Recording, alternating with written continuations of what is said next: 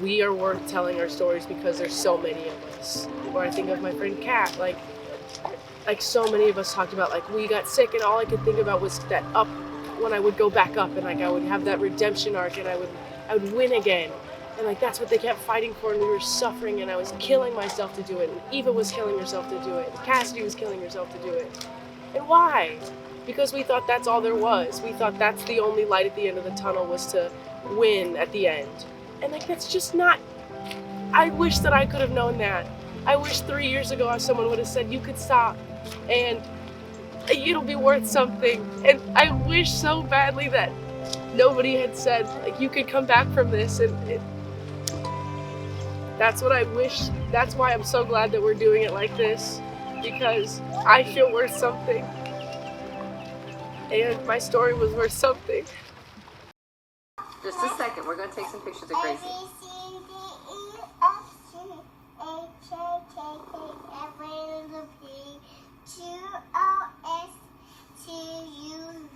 So I got into swim lessons because I had no fear of the water. So one time, like when I was 2, I was still in diapers, and my dad got this boat because he loved fishing, and all he wanted was this boat, and he could finally afford a boat. So we all got in the boat, we went out to Lake Bloomington, and then we like docked for a little bit. I just jumped out. I had a life jacket on, but I probably would have just died. I didn't know how to swim. I just jumped out of the boat, and then they put me in swim lessons like immediately after so that I could do that.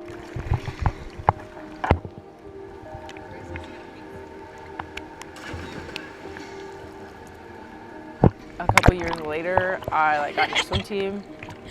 So I started doing the winter of 2007, we think, or 2006. And then I started doing Summer League at Four Seasons, which is just like the country club gym membership that we had.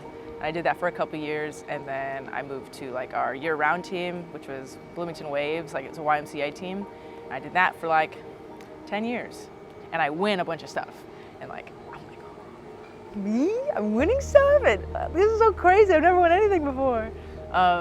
And then so they're like, okay, you got to get serious about this. And I was like, ooh, like serious? That's not really me, guys. But they were like, you gotta really want this, Grace. And I was like, I just like swimming.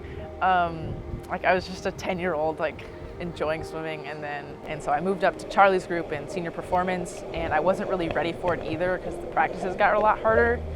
But I did it, and again, the same thing of like, I needed to be intense about this. I needed to be serious. I needed to be mean. I couldn't like talk to my teammates. I like to talk. I like to have fun with people. And during the practices, he always would say, if you can talk, you're not trying hard enough. And it's because you can breathe. And I always hated that. And then the older I got, the more like I was successful. Like in 2014, I went to nationals. I did really well at nationals, and I got the second fastest 200 backstroke ever behind Missy Franklin, and it was such this big accomplishment. Like I was like, okay, like I'm kind of hooked on this. Like I can do this. All right, I'll get serious about it now.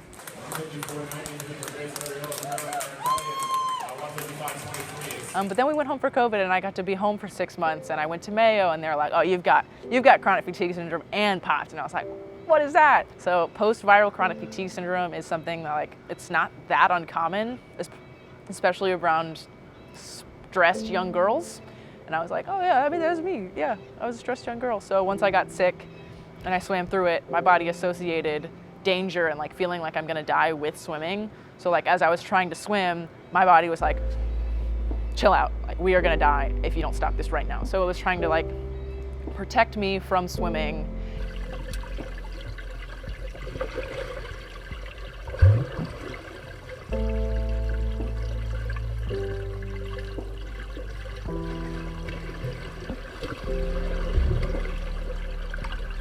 In a pool, I can go as fast as this arm can push water, and that feels very within my control, and I can put my anger out in the water, like go faster and work harder, and like the feeling that I get from like my chest burning, like that was something that I loved. I loved to work hard, and I loved the chest burning feeling and my arms burning, and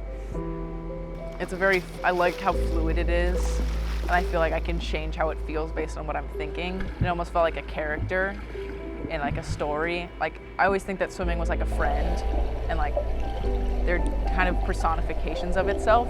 water was something that I could just have some time, be in my thoughts, and have some peace and quiet. So it was a friend that I could just sit with, I think. Yeah. I definitely, like, with the water, it more felt like saying goodbye to swimming as, like, a character, and, like, it felt like my friend had died. I had a good career. I had really good things happen. The water isn't going anywhere. Like, I can go swim whenever I want. Swimming, I'm gonna miss it, but I think I knew, like, it wasn't good for me anymore, and I don't think that it would have wanted me to suffer, and I don't think that, like, I wanted me to suffer anymore either. Like, that's not the character that I knew. It's not the friend that I had. So it was like a goodbye, but it felt like a death at the same time. Under the roof means I can't get jinxed again. Isn't that a good thing? I think that's a good thing, right? Let's put on my goggles. Let's put on your goggles. Okay, yeah, I can do This is the same thing we just did. Swimming a little bit, and like what I can do, I don't know if I want to be a coach or not, but like the first step that I can take towards either like kind of rekindling my love for swimming is like teach other kids how to swim, and like that it's just fun. Like we are just in the water learning how to little 1, 2, 3 breathe, like, or like the rollovers. Like I'm just like, this is so fun, or like teaching them like they just say the darndest things and do the darndest things. like so swim lessons are kind of like the next chapter, and I was like, it feels good to have swimming at least in the next chapter of my life. I don't know what's after that, but probably swimming is going to be in it.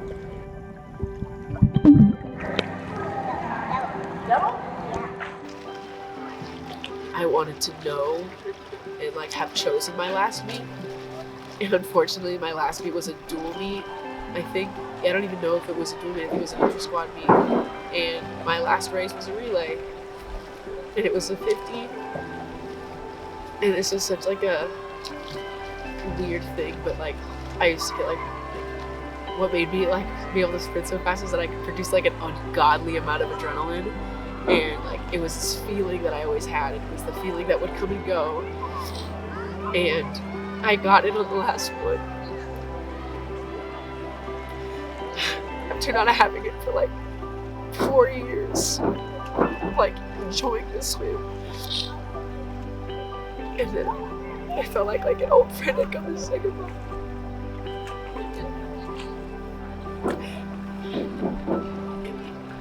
So I finished that race, and then I was done. And I left. I didn't even warm down.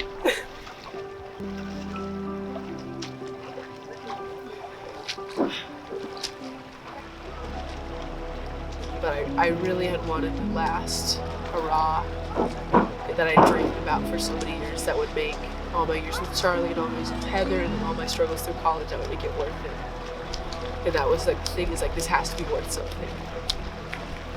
And what I know after 6 months was that it was worth so much.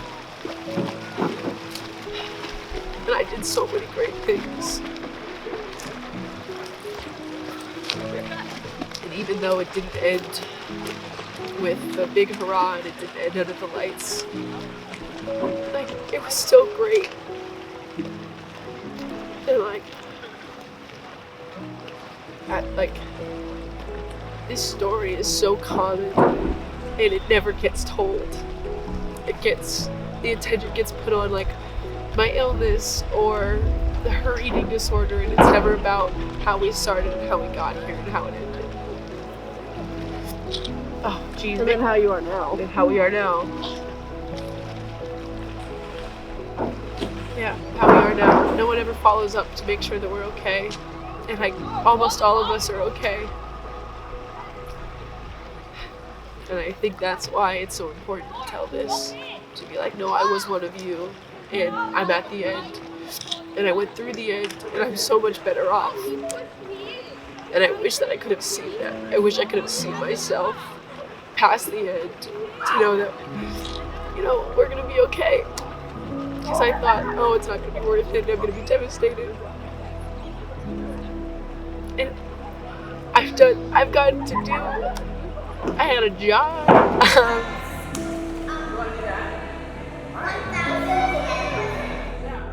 We got time to focus on my thesis in school for once. I get to go to the animal shelter all the time.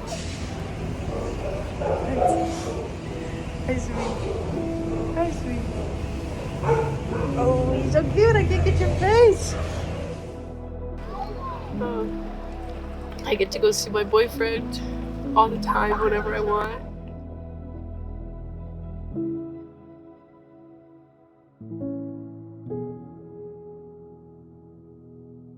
And I get to have a life that I never had. And like, what a great thing that I got all those things.